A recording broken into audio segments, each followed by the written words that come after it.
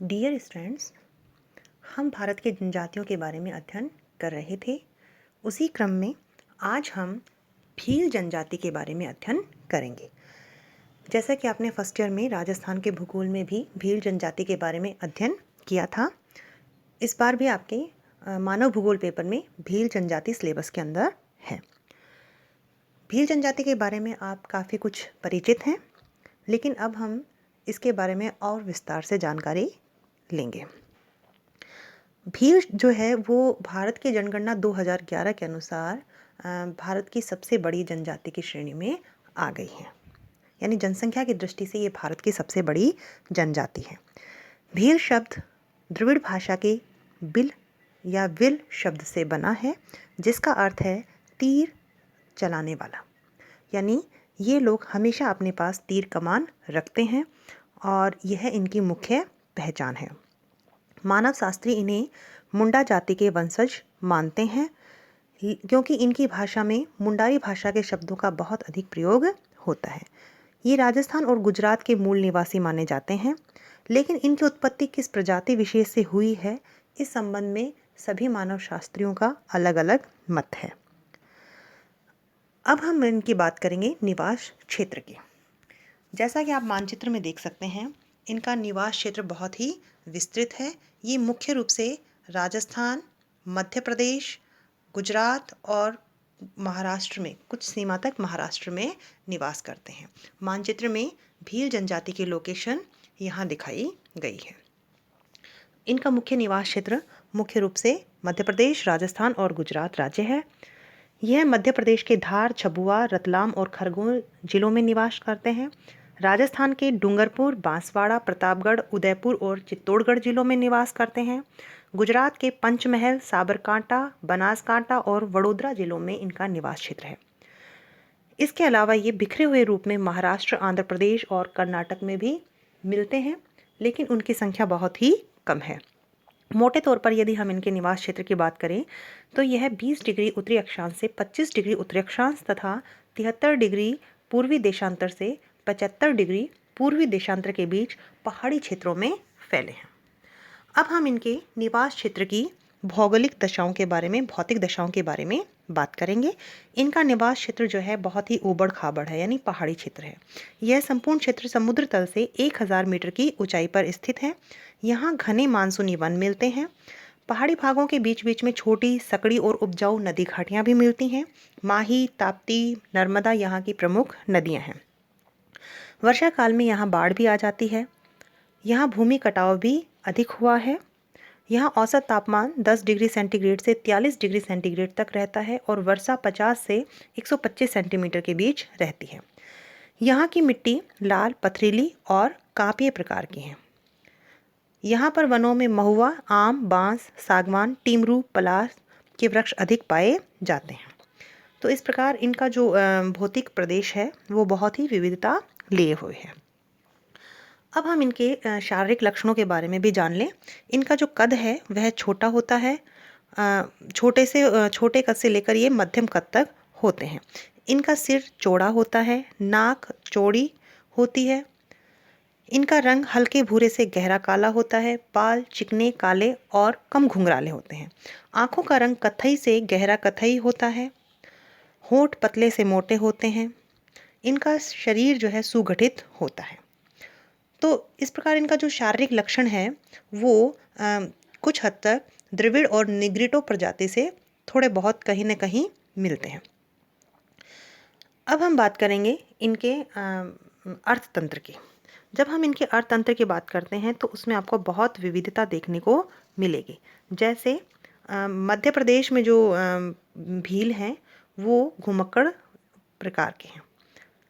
गुजरात में आखेटक और कृषक हैं। राजस्थान और महाराष्ट्र में ये भ्रमणकारी आखेटक, स्थायी कृषक और मजदूरी में लगे हुए हैं। लेकिन यदि हम सामान्य रूप से हम इनकी बात करें तो इनकी अर्थतंत्र में कृषि, पशुपालन, आखेट, वन उपजों का संग्रहण करना और आधुनिक काल में ये मजदूरी भी करने लगे हैं। ये परंपरागत रूप से घुमक्कड़ स्वभाव के रहे हैं, लेकिन अब ये अनेक भागों में धीरे-धीरे स्थायी कृषि भी करने लगे हैं। पहाड़ी भागों में वनों को जलाकर ये जो भूमि प्राप्त करते हैं और वहाँ पर फसलें उगाई जाती हैं, तो उस प्रकार की कृषि को ये चिमाता कृषि कहते हैं। इसी प्रकार मैदानी भागों में वनों को काटकर जो भूमि प्राप्त की जाती है और वहाँ जो कृषि की जाती है उसे दजिया कहते हैं। ये दोनों ही स्थानांतरित कृषि के प्रकार हैं जिन्हें राजस्थान में हम वालरा के नाम से जानते हैं। खेती के लिए ये कुदाली, गैती, फावड़ा, हंसिया आदि औजार प्रयुक्त करते हैं। हेर फेर के ढंग से ये अपनी फसलों को बोते हैं। इसके अलावा ये आखेट भी करते हैं, मछलियों को पकड़ते हैं। जंगल में तीर कमान, फंदे, गोफन, जालों की सहायता से ये पक्षियों का, जंगली सूअर, चीते आदि का भी शिकार करते हैं। स्त्रियां जो हैं वन उपजों का संग्रहण करती हैं, कंद मूल, फल फूल, गांठें, शहद आदि एकत्र करने का कार्य करती हैं। इस प्रकार ये पशुपालन भी करते हैं। इनमें भैंस, गाय, बैल, भेड़, बकरियां, मुर्गियां आदि पालते हैं और उनसे दूध, मांस, अंडे प्राप्त किए जाते हैं। अब कुछ भील जो हैं खनिज निकालने और ठेकेदारों के यहाँ सड़क और अन्य जो निर्माण कार्य हैं उनमें मजदूरी करने का भी काम करते हैं, बोझा ढोने का काम करते हैं और लकड़ियाँ काटने का भी काम करते हैं। भीलों की जो अर्थव्यवस्था है, अर्थतंत्र है, उसमें जो सागड़ी प्रथा है वो बहुत ही जानने लायक है। सागड़ी प्रथा का मतलब है कि ये जो ठेकेदार होते हैं, जमींदार होते हैं, उनके पीढ़ी दर पीढ़ी ये ऋण चुकाते रहते हैं। एक तरीके से ये बंधुआ मजदूर टाइप की प्रथा होती है। तो जो उधार लिया जाता है उसके बदले में पीढ़ियाँ उस उधार को चुकाती रहती हैं, तो इसे हम सागड़ी प्रथा कहते हैं। अब हम बात करेंगे इनके भोजन, वस्त्र, आभूषण और आवास की। इनके भोजन की यदि हम बात करें तो इनका भोजन जो है इनकी अर्थतंत्र से सीधा जुड़ा हुआ है। ये मुख्य रूप से अनाज, गेहूँ, चावल, मक्का, कोदो, दाल, सब्जियों का प्रयोग करते हैं। इसके अलावा ये मांस, मुर्गियों के अंडे, मछलियाँ भी खाते हैं। दूध, छाछ का प्रयोग करते हैं। महुआ से बनी शराब और ताड़ का रस भी पीते हैं। इनमें तंबाकू और गांजे का भी सेवन किया जाता है। तो इस प्रकार इनका भोजन पूर्णतः जो है वनों से प्राप्त है, कृषि से प्राप्त है और पशुओं से प्राप्त है। अब हम बात करेंगे इनके वस्त्र आभूषण की। तो इनके जो वस्त्र होते हैं वो सूती कपड़े से बने होते हैं। ये मोटे और सस्ते होते हैं। पुरुष जो लंगोटी पहनते हैं उसे फालू कहते हैं या खोयतू भी कहा जाता है। ये कमीज और उसके ऊपर पगड़ी भी पहनते हैं जो इनकी मुख्य पोशाक है। स्त्रियों द्वारा पहना जाने वाला कपड़ा कछाऊ कहलाता है। इनमें गोदने गुदवाने की भी प्रथा है। इसके अलावा ये प्लास्टिक के आभूषण भी पहनते हैं जिन्हें नकोचन कहा जाता है। इसके अलावा ये चांदी की हसली, जंजीर, नाक में नथ, कानों में चांदी की बालियां, हाथों में छल्ले, पाँव में पीतल की पैंजनियाँ भी पहनती हैं, यानी इनमें आभूषणों का भी शौक है। अब हम बात करेंगे इनके आवास की। ये जो अपने आवास है, मकान है, वो स्थानीय सामग्री से ही बनाते हैं। भीलों के घरों को कू कहते हैं जो आयताकार होते हैं। ये लगभग धरातल से 60 सेंटीमीटर से 1 मीटर ऊंचे होते हैं। इनकी दीवारें बांस या पत्थर की बनी होती हैं। फर्श मिट्टी या पत्थर का बना होता है। खपरेल या घास फूस डालकर ये छत बनाते हैं। मकान की दीवारों के बीच में 3 से 3.6 मीटर ऊंची होती हैं और इनके ऊपर ताड़ या अन्य वृक्ष रखकर उसे छप्पर से ढक दिया जाता है। मकान में 2 दरवाजे रखे जाते हैं। कभी कभी एक दरवाजा भी होता है। खिड़कियां बिल्कुल नहीं रखी जाती हैं। एक मकान में 2 से 3 कमरे होते हैं।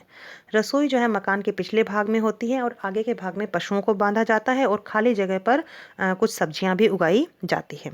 इनके जो बर्तन होते हैं वो मिट्टी या लकड़ी के ही बने होते हैं। जो इनके घरों को मिलाकर जो बस्ती बनती है उसे ये फला कहते हैं।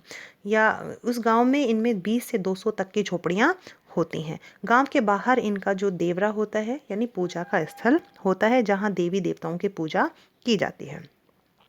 अब हम बात करेंगे इनके सामाजिक संगठन की। भील जनजाति का सामाजिक संगठन बहुत ही विशेष है। इनमें पितृसत्तात्मक व्यवस्था होती है। पिता को ही संपत्ति के सारे अधिकार होते हैं। भीलों के एक गांव में एक ही वंश के लोग होते हैं। इनके गांव के मुखिया को तदवी या वंसाओ कहा जाता है। इसके अलावा गमेती भी कहते हैं। इनके गांव में दूसरा पद जो होता है भोपा या देवाली का होता है जो जादू टोने का काम करता है। तीसरा पद भगत का होता है जो धार्मिक संस्कार संपन्न करवाता है। इनके गोत्र को अटक, कुल या ओदक भी कहते हैं। एक ही गोत्र में विवाह नहीं किया जाता है। इनमें गोद लेने की भी प्रथा है और घर जमाई की भी प्रथा है। विवाह के समय वधू पक्ष को वर पक्ष द्वारा कन्या मूल्य देना होता है, जिसे नोतरा की रकम या दापा कहते हैं। इसके अलावा इनमें गंधर्व विवाह, अपहरण विवाह, अदला बदली विवाह, विधवा विवाह, नाता प्रथा भी प्रचलित है। इनमें तलाक की प्रथा भी प्रचलित है। अब हम बात करेंगे इनके धार्मिक संस्कारों की। ये हिंदू धर्म को ही मानते हैं, जादू टोने में विश्वास करते हैं, प्राकृतिक आत्माओं की शक्ति में भी विश्वास करते हैं। इनमें मुर्दों को जलाने की परंपरा है। हिंदू कर्मकांडों को ये महत्व देते हैं। होली, दिवाली, दशहरा इनके बड़े त्योहार हैं। इनके जो विभिन्न त्योहार हैं उनके ऊपर ये नृत्य करते हैं, जैसे घूमर, गौर, नेजा नृत्य इनके प्रमुख नृत्य हैं। नेजा नृत्य होली पर किया जाता है। तो इस प्रकार इनके जो धार्मिक संस्कार हैं वो काफ़ी हिंदुओं से ही मिलते जुलते हैं। अंतिम रूप से हम कह सकते हैं कि जो भील जनजाति है वो बहुत ही सीधी और भोली जनजाति है। आज भी अपने परंपरागत जीवन शैली को अपनाए हुए है, लेकिन धीरे धीरे अब इनमें शिक्षा का प्रचार हो रहा है, प्रचार हो रहा है। ये आधुनिक वेशभूषा भी धारण करने लगे हैं। नगरों की तरफ ये मजदूरी करने के लिए निकल रहे हैं और धीरे धीरे इनकी जीवन शैली में परिवर्तन आ रहा है। धन्यवाद।